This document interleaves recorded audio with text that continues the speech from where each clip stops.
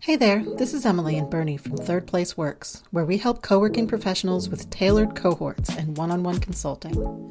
Our proven frameworks can help you get focused, stay accountable, and see real results. Want to learn more? Check out the show notes for all the details on how to join us and take your co-working business to the next level. Hello, ladies and gentlemen. It's yet another Co-working Baddies podcast, and I've got my friend Claire in the studio today who has nothing to do with co-working, but everything to do with being a human. Claire, what are you known for, and what would you like to be known for? Well, I'm probably known for my 30-year career in marketing as a marketing leader at the big advertising holding companies. And this year I relaunched and set up as a leadership coach, especially for new and first-time female leaders wanting to grow, get to C-suite and become the top of their field.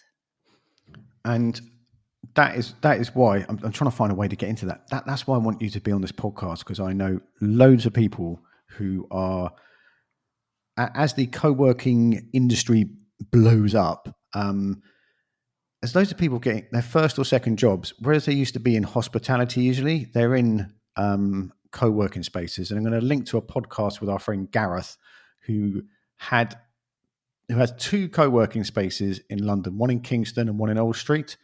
And he had 500 people apply for community manager jobs.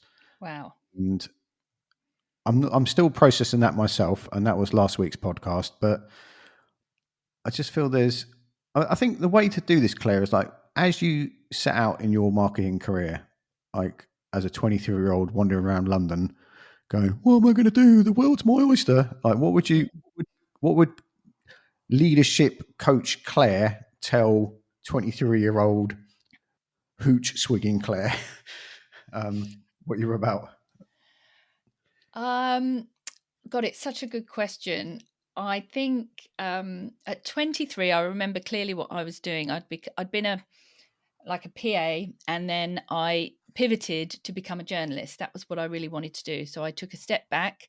I actually literally took a step back in terms of my salary and my job, so that I could retrain in journalism, get an entry-level journalism job, and go forward. I knew in my heart that this was the right thing to do, even though I think everybody around me thought I was perhaps not making the right decision.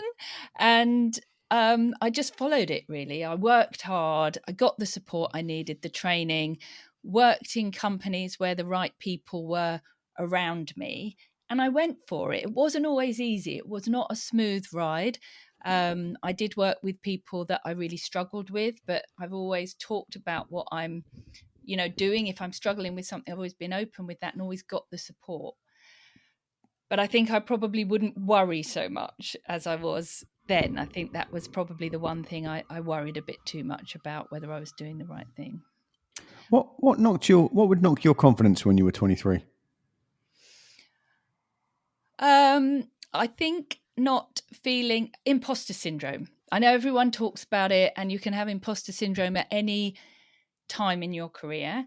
But I think at that age and stage, I was so worried about whether I could do the job and what other people think. Age 50 now and 30 years into my career, I can say, oh, well, I worry less about what other people think and just try to do my best and check in with myself and believe in myself. But, that takes time. So, yeah, I think imposter syndrome.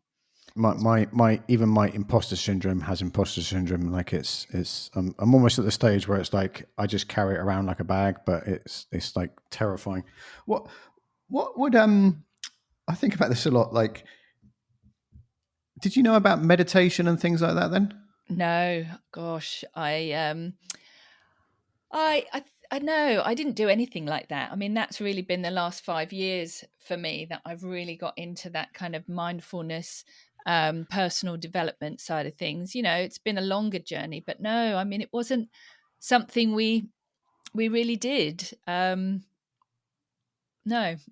is the answer to that question. Because I lived in Camden when I was 23, Yeah. and you can imagine how much fun I was having. Yeah. And I just think, if I'd known to like sit down with sit in silence for 20 minutes every day, how that would have transformed my confidence and being centered and all the things that come with that. And like if you walked into a building nowadays and said we're going to do a meditation, like how do you think that would go down? Nowadays, Yeah. everyone, I do it a lot actually. I go around to companies and I go and do sessions either on Zoom or in person, group sessions where we do mindfulness plus coaching. So we look at things that people are dealing with and use a bit of mindfulness to come out of fight and flight and connect into that kind of inner calm, if you like. And it's very well attended. 30 years ago, but I wasn't even really aware of meditation or something that Buddhist monks did, rather than something we could do in our everyday lives. It's incredible the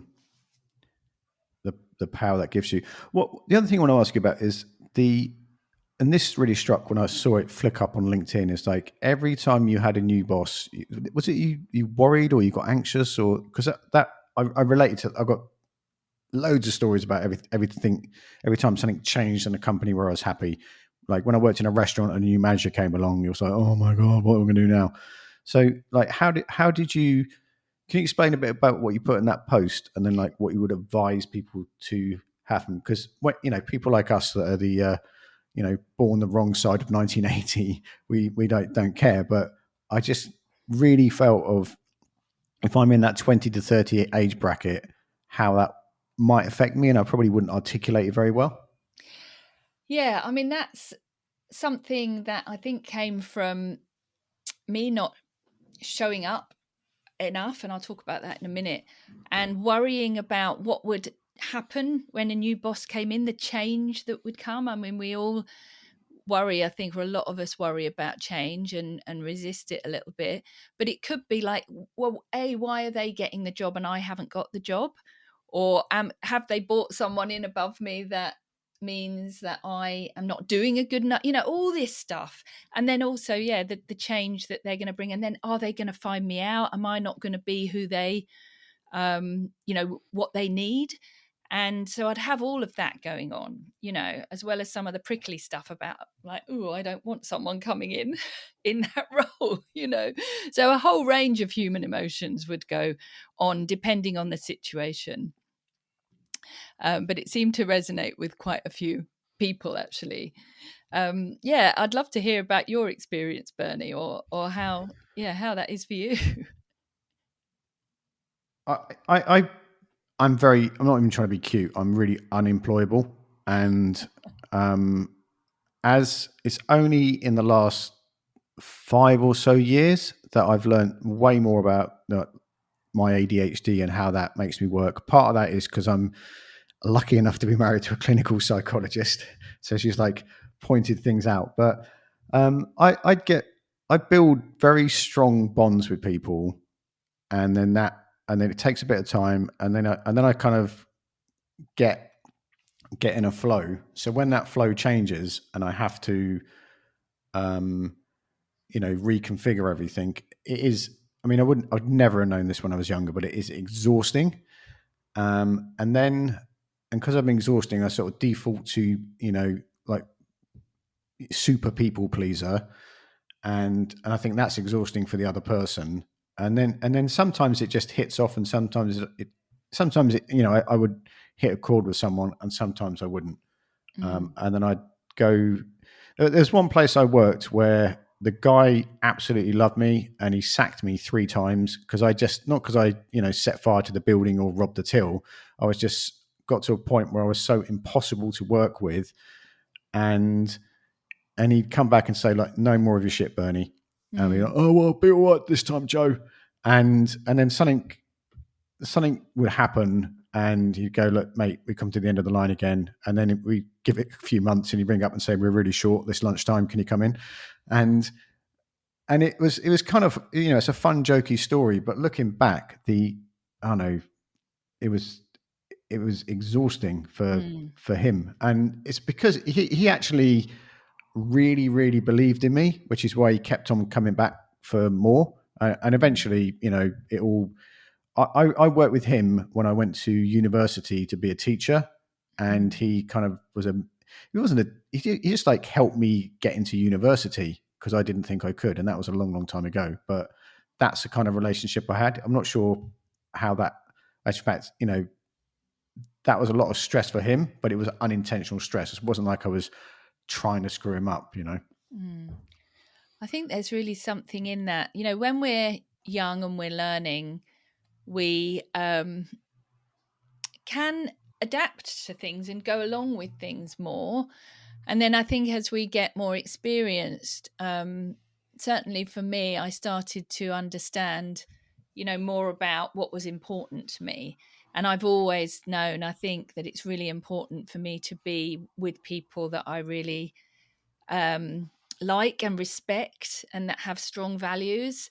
And I think that's really becoming really clear to me, working on my own, working for myself now, and the people that I'm surrounding myself with and working with, and the people that I want to attract to my coaching program and my coaching offering, is I'm really clear about, who I am, what I stand for, and, the results we get. And if people want to work with me and get results, then they kind of need to believe in that too. Otherwise, it's not really going to work. And I think I didn't even realize that when I was, for much of my career.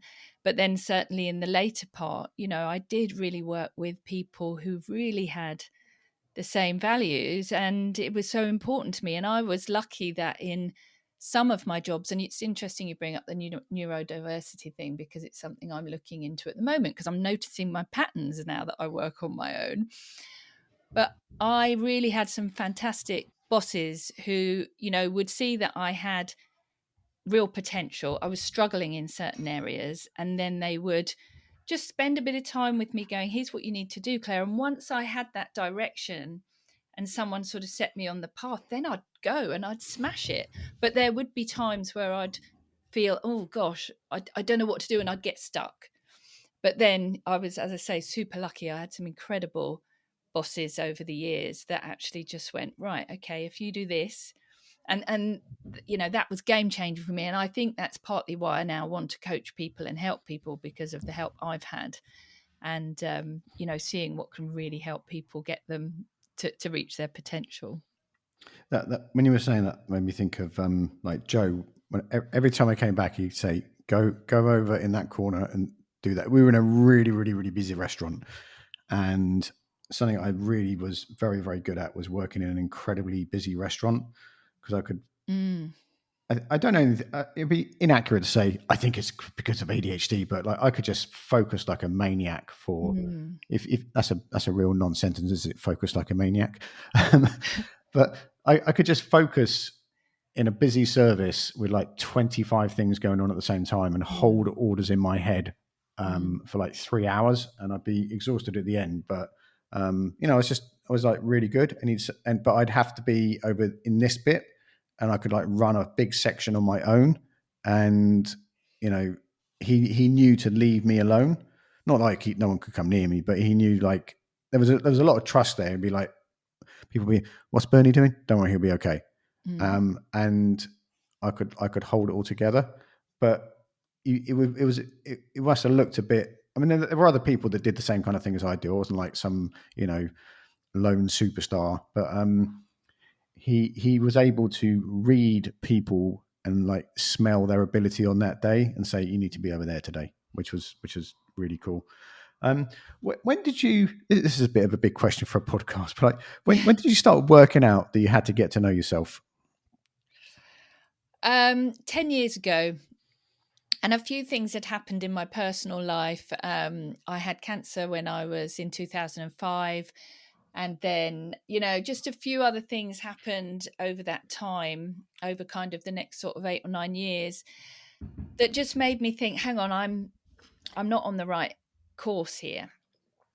And and this was when everything changed in my career and suddenly accelerated. I actually went and got some therapy, and it was very much concentrated and concerned with learning to listen to my body and feel my emotions, which I had been avoiding and not doing for ages. I think there was some stuff that I just really wanted to avoid, and I didn't have the tools. So I started on that journey doing some therapy and really starting to listen to as I say, my body and try and understand the feelings and emotions that were stuck that I hadn't been feeling. And then after I'd done that for a few years, and at this point my career was accelerating and all this amazing stuff was happening. And I then started to I found a coach, and she was I hired her as a sort of life coach, and she turned out to be so much more than that, much more on the spiritual side of things. And I really learned meditation and mindfulness, and again, more work about listening to our emotions and, listening to the signs in our bodies, where there's tension or tightness or something like that, where we're holding on to something, and then kind of being curious about that. And so over the last 5 years, that's now become a way of life for me. And it's something that I've brought to the companies that I've worked with. I led meditation groups at my last company, and now I do on a Wednesday morning. I still just do a free meditation thing that's free for anyone to attend. And it's really become such an incredible learning tool. And knowing myself has been like, I don't know what I was scared of, but now I know myself. I'm like, oh, this is great. It's like I can really trust myself. Whenever I'm doing an event and I'm having some kind of, I'm unsure of what I'm doing, even though I know what I'm doing, I always, because the things we do, there's often about 40 people in the room, and if I'm like, I'm not really sure what's going on, I need to get a grip on this, I'll just make people start by doing a meditation. And when you have 40 people who didn't wander into a room for a meditation, meditating together, I think it's like, because I've been in situations, I got this off a guy called Thomas DeLara that did this in he started a conference with 1,000 people in the room with a meditation that was 2 minutes, and 2 minutes in a room with 1,000 people is a very, very long time. Yeah. And the stillness, was amazing and like absolutely prolific. So whenever I need to settle myself, I make everyone, that's a horrible thing to say, isn't it? I invite everybody to meditate. But I think, I believe like for some people, that might be the only still moment they have that day, and it just lets everything settle. Yeah, it's so true. And a lot of my coaching, I will use mindfulness in it sometimes. If it feels like we need to come out of the fixing and doing and these constant distractions, even if it's for a few moments, just to allow ourselves that chance to be present with ourselves, because it's about being really present with ourselves. And if we're present with ourselves, and this is something I've kind of really figured out and got clarity on quite recently, the more present we are with ourselves as an individual and in our bodies and connected to ourselves, if we do that for like 90 or 95%, we only have to connect with the other person or people in the room a small amount, because we're in our best version of ourselves, if that makes sense. Whereas if we're trying to give and connect too much, we're not in ourselves, we're not present with ourselves. And I think when all that slotted into place after all the work I've been doing over the years, and I kind of made sense of it, I was like, oh, okay. And the people pleasing or whatever it is, over giving or, not being certain of ourselves, that kind of all, it becomes a lot easier to navigate, because it's like check in with myself, whether it's just through the breath, connecting to the earth, just whatever it is, whatever brings us back into ourselves. But first of all, we've got to recognize that we're not present with ourselves. It's that kind of thing that it's not as easy as it sounds, because we're distracted and running around all days. And when we're working, we want to be coming up with solutions all the time. But sometimes the best thing to do is pause. It is the like one of the, so like something that you and I did last year that was quite literally a game changer was that meditation about avoiding. So I just know when I'm going to use this as an example. So we did that meditation, and like you and I, and you led it, and somewhere in there it came up. I'm avoiding the avoiding and the avoiding, which sounds really funny when you say it, but it was like a prolific life experience for me. And then I just like, even when I wake up in the morning and go into the kitchen, I'm like avoiding doing, oh God, I don't want to do the, if I spend like 5 minutes thinking about how to get out of emptying the dishwasher. Whereas if my wife and child came in and said, "Oh, do you want to help with the dishwasher?" I'd say yes. Or if they offered to do the dishwasher, I'd say, "No, I'll do it." It's like, what are you doing? Just like, by the time you thought about it, and that is like a reoccurring thing now. It's like, just do it, and it's not just do it as in like a superhero Nike slogan. It's like, by the time you've avoided it, you might as well just do it. Yeah. And that is things like the dishwasher, but it's also things like, writing very important documents to do with work and stuff. But it's taken so long to get to that point. It's taken so long to like do enough things to get to the point where I'm willing to hear that. I hope that, does that make sense? I hate saying that Yeah. doesn't make sense, I mean, we avoid things because it can be uncomfortable to do. Now, it's not about loading the dishwasher or doing an important document. There will be something that maybe happened to us or something we learnt that means that just being with ourselves in that moment while we're unloading the dishwasher is uncomfortable, or it has some kind of meaning for us. Or with documents, I mean, I hear you, contracts and some of that stuff, I avoid them and put them off at all costs. But if we can sort of be with it and just kind of gently try and face some of these things that we avoid, it's often this sounds really sort of woo-woo, but it's our path to growth. It is. Because That's not woo-woo at all. That's really accurate. That's the kind of thing I want people to hear, for it's the sure. things that we find difficult. That's, if we just carry on doing the things that come easy to us, we're just going to stay the same. It's only when we put ourselves out of our comfort zone, face the things we don't want to do, and then find a way to start doing them. And I always say, take small steps. You don't want to kind of overload yourself too much. That's where the growth is. It's as simple and as complex as that, really. Because we're not, one of my coaches says, we are made up. We've got so many atoms in our bodies that have not woken up yet, that are not alive yet. And the only way that we can awaken them and therefore become bigger versions of ourselves is to do new things and put ourselves out of our comfort zones. So whether that's doing contracts, or whether it's loading the dishwasher, or whether it's just being still and silent with ourselves for 10 minutes, they're the things that we need to find a way to go towards. And often when we're struggling at work, or we're facing a difficult situation, if we can sit with that and it sort of just look at our own patterns and responses to it, because we can really only change ourselves. We can't change other people. We can't always change external factors.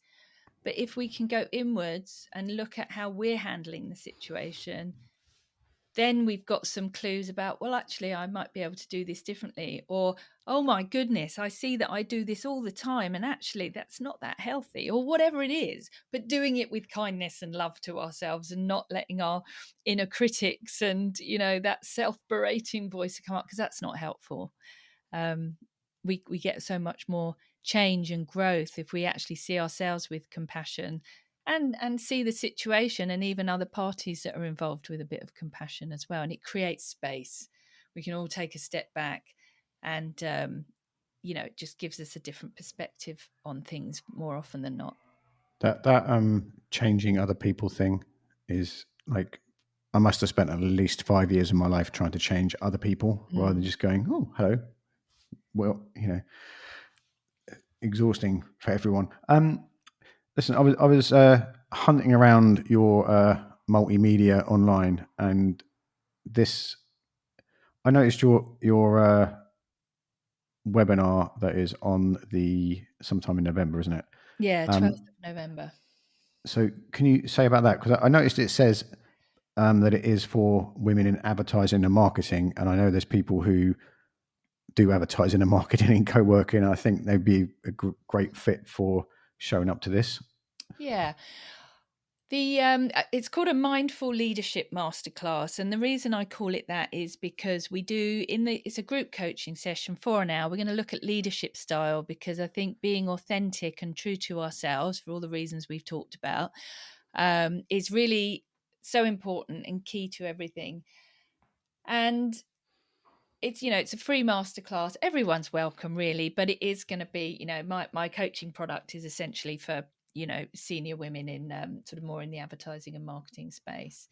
And we'll just spend an hour diving into a specific challenge that you're having, or the attendees are having. And then I will teach you the tools to be able to, kind of look at that in a kind and loving way so that we can learn about ourselves, learn about how we respond and whether we want to do things slightly differently, and create the steps to kind of start moving forwards. And it's as simple as that, really, but it is, quite powerful because it gives us that chance to come out of fight and flight, come out of the day, connect to ourselves, and, do that in a group setting. Those things like this, when you go to a group setting with other people, because sometimes people are, I'm not going to that because I don't know anyone. But so many things I go to where I kind of know half the room, and you hear other people's experiences. Like, even if you don't say anything in the whole session, you go, "Oh my God, I thought it was just me." Yeah. And someone will say something. So many times someone will say something in a kind of group coaching session like that's, confidential, but they'll go, and this happened to me, and this guy said this, or this person said this, and you go, yeah, I thought I was a weirdo for like getting stressed about that, but actually, it's cool. And if I use this app instead of this app, it would connect with this. I wasn't even expecting that from this group coaching session. There we go. So we'll put a link in the show notes to that. Where's the best place to like keep track of you online and social media and connect and all those sort of things? LinkedIn is probably my most prolific channel. I'm also on Facebook and Instagram. Instagram is Make the Leap 222. LinkedIn, it's Claire Billings, and Facebook, it's Claire Billings as well. So are you lots of ways to connect. Are you saying you're prolific on Instagram, Claire? On LinkedIn. I'm not prolific. Sorry. I'm not as prolific on Instagram. I was trying to be funny there, and I just like shot myself in the foot. So let's finish up. Get out while there's still people here. So, ladies and gentlemen, thank you again for your time and attention. We'll put links in the show notes to all of Claire Billings' marvelous, prolific online presence, and a link to the webinar as well. I've really, I mentioned that session I did with Claire. It was really, really transformational. That's a dramatic word, but it was transformational and warm and delicious at the same time, which sounds even worse. And in the show notes, there's links to European Co-working Day, which we talk about all the time. The only action you need to take at this moment in time is to just put your email address and name and workspace in the front of that website. There's a link to our group to the waiting list for our group coaching cohort for community builders in co-working. That's too many C's all at the same time. And if you can be in London in February 2025, we'll be at the Workspace Design Show, and there's links there too. Have a remarkable day. Be careful out there. It is a jungle.